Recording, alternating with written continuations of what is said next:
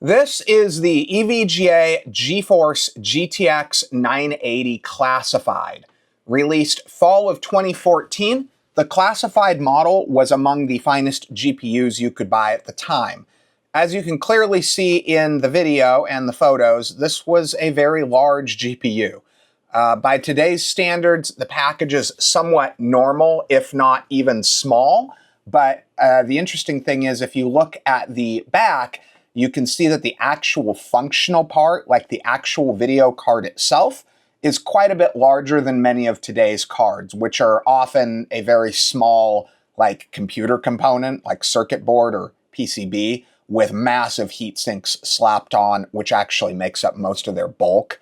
And this does have some rather large fans for the time, although again, today they're probably on the average side. But this GPU is from 10 years ago, so keep that in mind. This is a 4 gig GPU running the Maxwell architecture, which was the precursor to the Pascal that everybody knows so well today, running a base clock of 1291 megahertz and a boost clock of 1393 megahertz, which I find oddly specific numbers that kind of suggest that they probably pushed this as hard as they found they could reliably hit in mass production.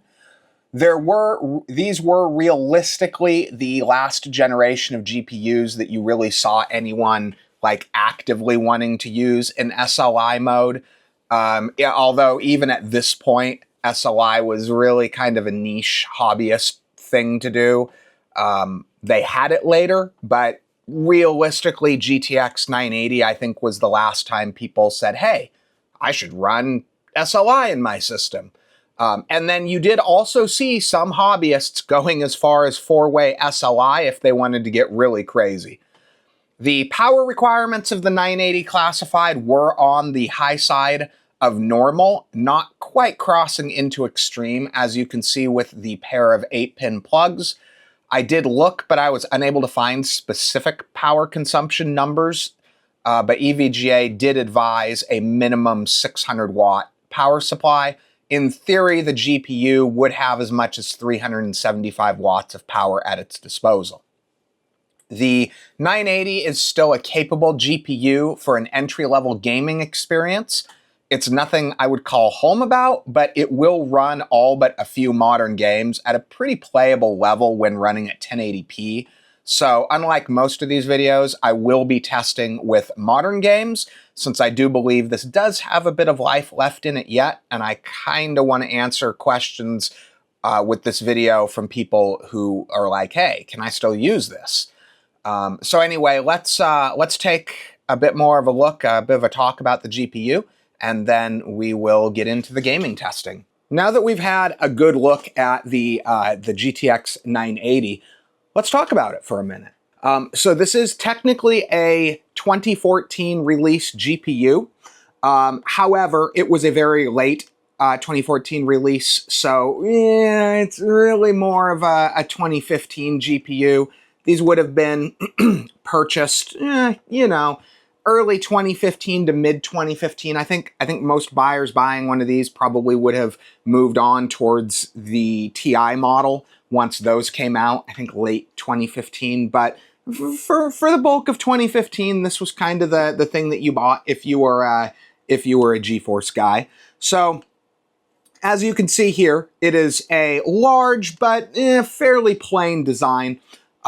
It's physically impressive when you actually hold it in your hand. A normal card is about right there. So it's a physically large and impressive card, but the design itself is kind of overall a little bit boring, which personally has been my general opinion on EVGA cards. This is clocked quite a bit, well, a little bit higher. It looks like, according to the tech power-up stuff on it, you're looking at 15% faster base clock and 15% faster boost clock, which probably translates into a few FPS.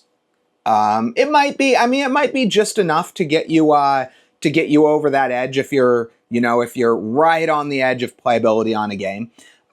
Now, these GPUs are, in my opinion, kind of a transformative GPU. So the previous generation, the NVIDIA 700 series, in my opinion, had more in common with, say, the GTX 200, 400, 500, 600 than it did this. So this, in my opinion, is kind of like going from, say, I don't know, GTX 200 series to next generation, which at that time was GTX 400 series.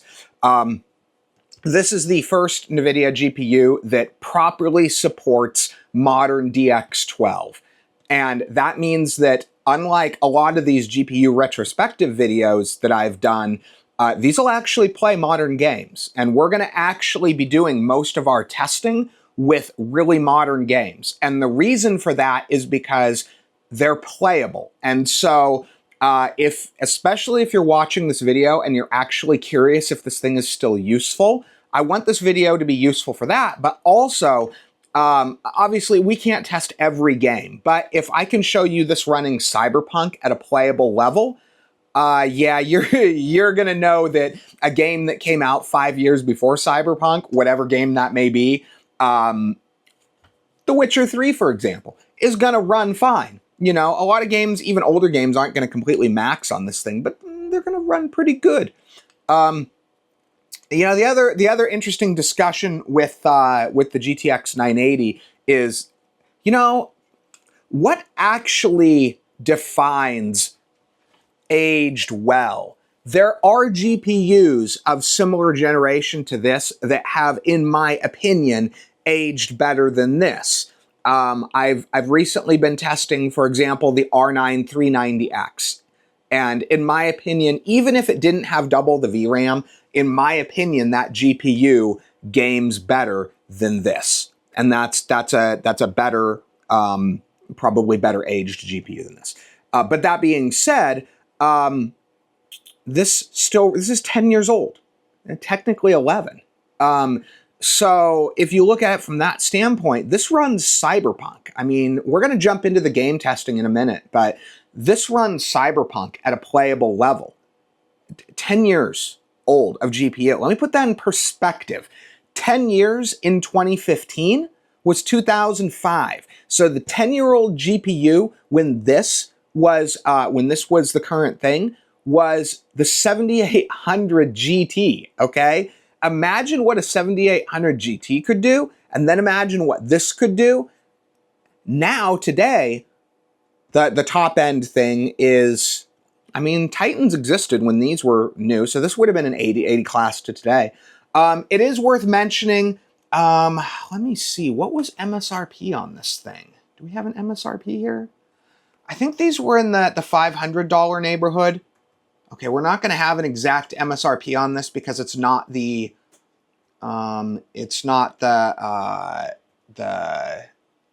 standard version. Let's see, EVGA 980 classified price.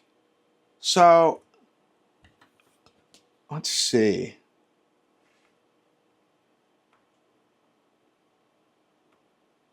I mean, I think these were in the $500-ish neighborhood when they were new. It's really hard sometimes to find accurate historical data.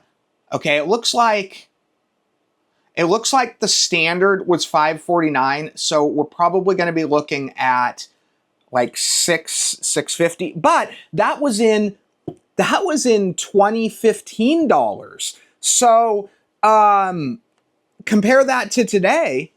What's inflation rate been? I mean, this would have been, if this were today's model based on today's pricing, this would be an $800 or $900 GPU, right? So everyone that complains about, oh, the prices are ridiculous today, once you factor all of the inflation in, it's not actually that bad. So anyway, though, you know, there's not a ton to say, but, you know, very interesting GPU.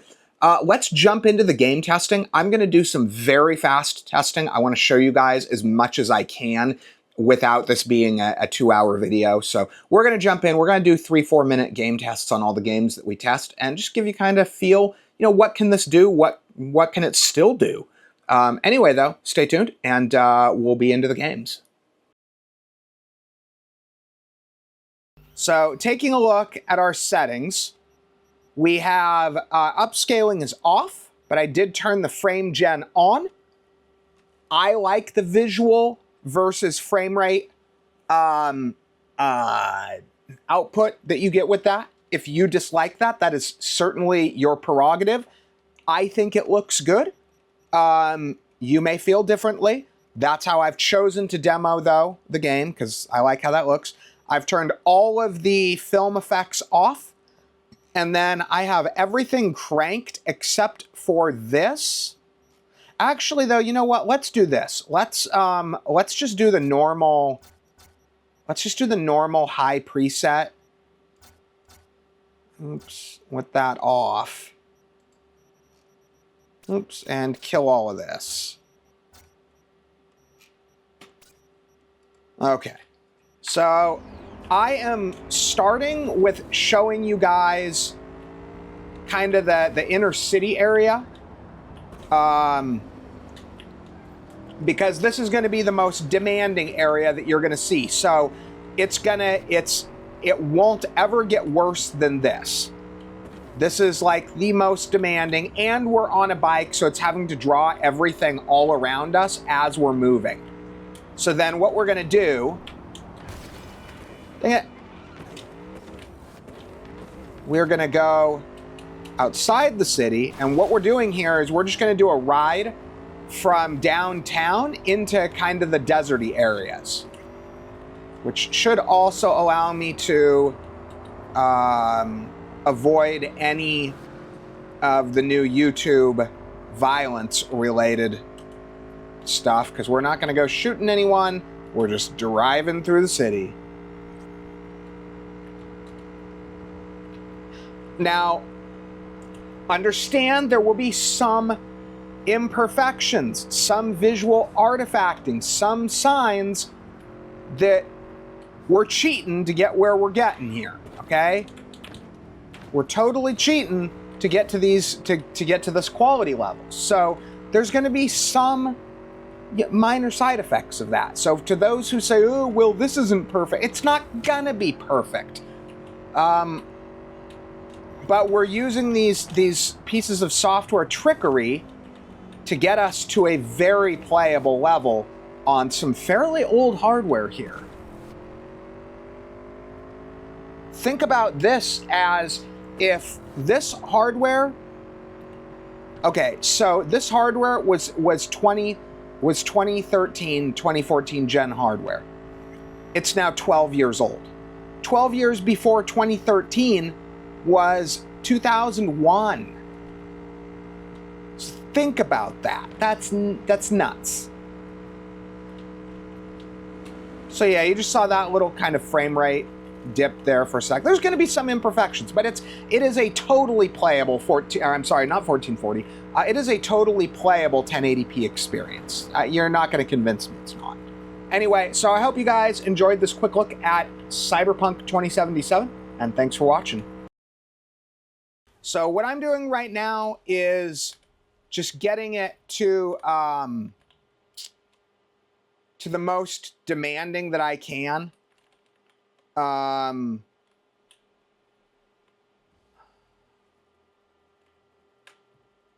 a lot of times it will be less demanding than this, but when I get in real close and you start fighting against like the robots and stuff, that's when you start seeing your frame rate drops.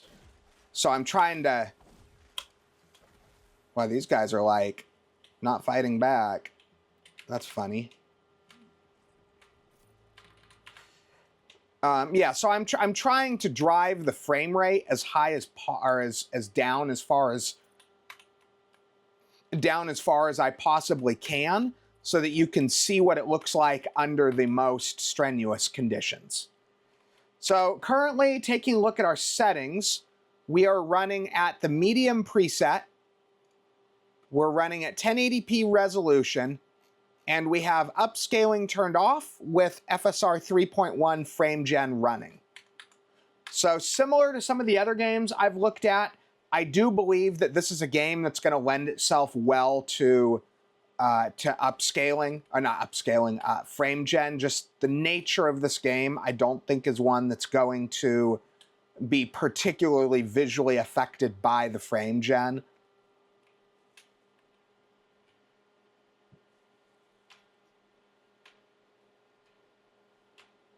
But like all the other ones, it's a pretty solid mid-grade level experience. I mean, it's not anything to, I mean, it is a newer game running on very old hardware. So it is worth mentioning. I mean, it's pretty decent.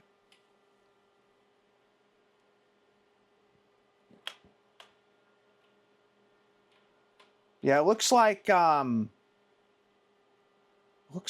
when you get close to the robots and you're like fighting or they're shooting fire at you or whatever, yeah, see that even when we're in dealing with action, it really that's how you can kind of calibrate your settings too, is that in circumstances, you find the circumstances that are the most demanding, and then you see what is going on here. You see what the frame rate is under those conditions, and then you consider that to be whatever is necessary to make that look good and smooth. You calibrate that to be your kind of minimum that you want to be running at. Okay, I think this guy can shoot fire at us. Worth mentioning, this is running on a slightly faster than normal EVGA 980 classified model. So it's a little bit higher clock than a normal 980. So taking a look at our settings, we are running on the low preset. And then I am taking advantage of the FSR3 in the quality mode and the frame gen. Now, I do think that a game like this is particularly well suited to frame gen and upscaling. Mainly frame gen. I don't think you're going to see the same types of defects on this game that you will on a game like, say, Cyberpunk, for example. But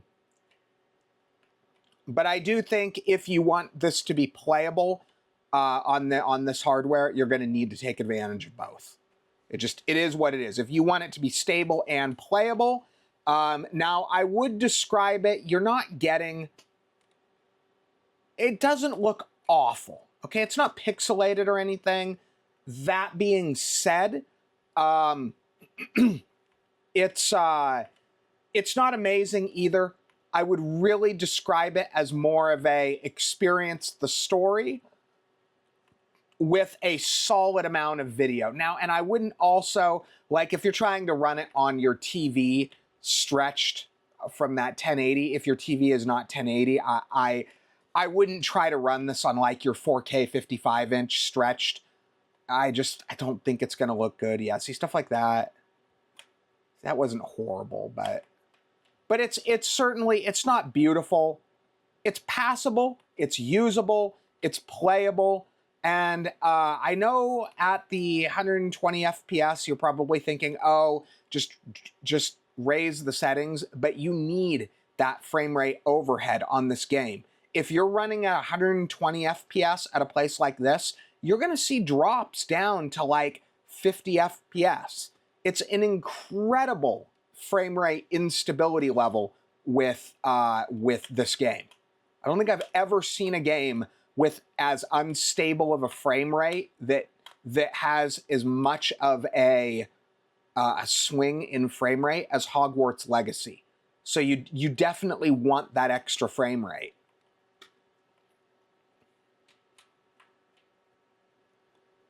So we're just going to do a 4-minute video. I wanted to do kind of a quick run from the castle to Hogsmeade just to kind of show you what to expect in all the different kind of areas.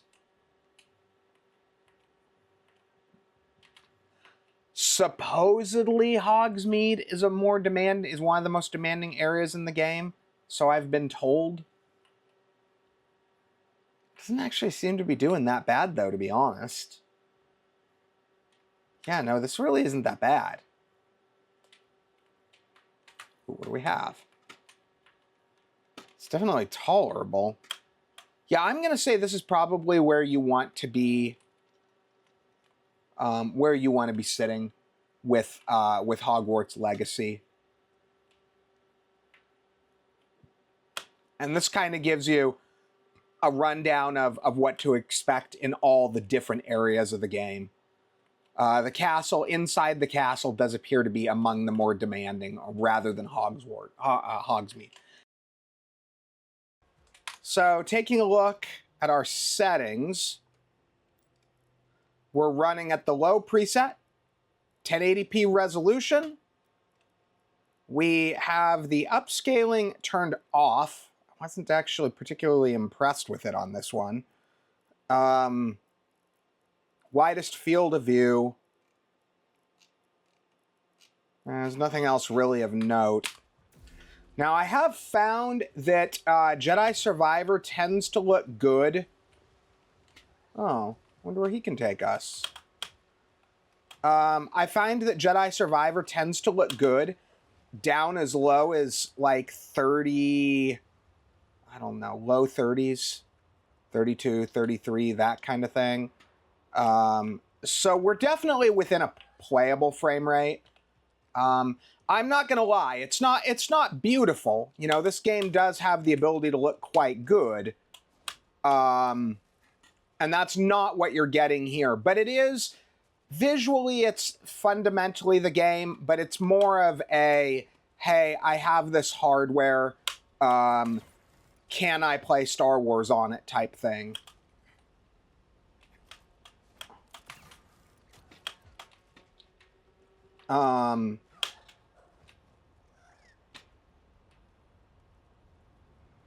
It's actually reasonably smooth, too. I don't have any idea what to do here. It's been like a year since I played this area.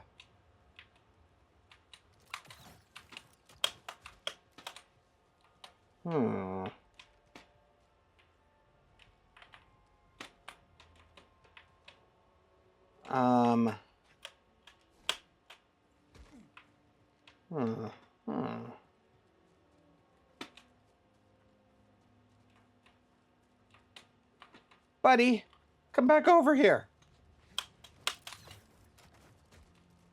Let's see here. I remember what I'm supposed to do here. I think you're supposed to put the thingy in there, but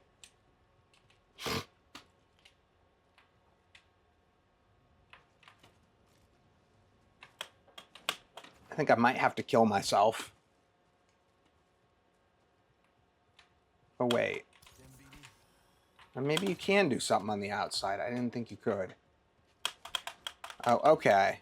I'm so bad at these kind of games.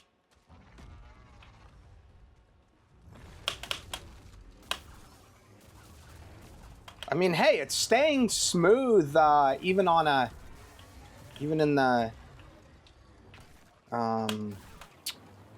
in the high action areas. So, I mean, at least you got that. Well, I think I can get through here now. I don't think I can get through here. I don't think I could get through there before. Maybe I could, though. We'll see.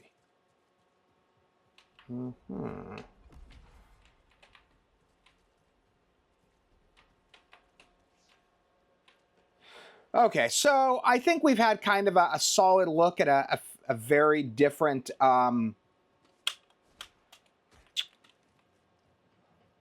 bunch of various environments and kind of a good idea of what to expect. So I hope you guys enjoyed this, and thanks for watching.